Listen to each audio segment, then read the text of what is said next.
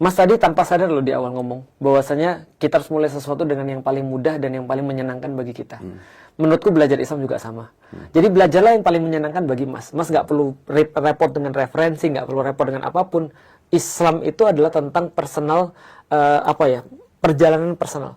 Tentang apa yang menjadi itu sebenarnya perjalanan kita pribadi. Nah, berarti yang pribadi itu senantiasa dimulai dari yang paling mudah, yang paling enjoy bagi kita.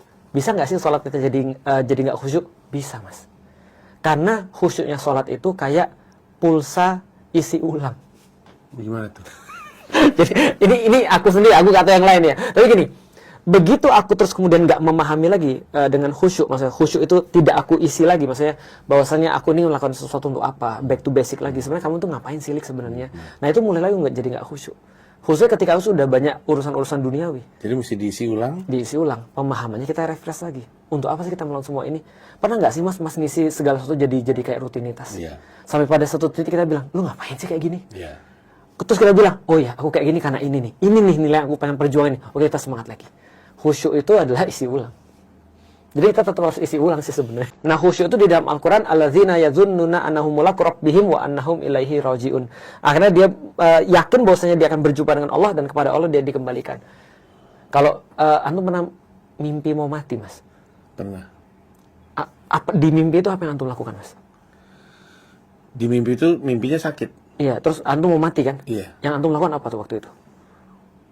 Bangun. Tahu apa yang aku lakukan, Mas? Apa? Aku bilang sama kakakku, aku maafin kamu. Serius. Itu cuma terjadi dalam mimpi tuh. Kenyataan nggak pernah terjadi. Serius, karena aku merasa mau mati. Dan di situ ada kakakku. Ternyata di alam bawah sadarku aku benci banget sama dia. Ketika aku terus mau mati, aku bilang aku maafin kamu. Karena aku nggak mau mati dengan membawa rasa itu. Setelah itu beberapa waktu kemudian dia masuk Islam. Wow. Artinya maksudnya gini, kita tahu yang kita mau lakukan sebelum kita mati itu jelas banget. Karena kita tahu waktunya terbatas, kita tahu apa yang paling kita perlukan yang selama ini mungkin kita denying.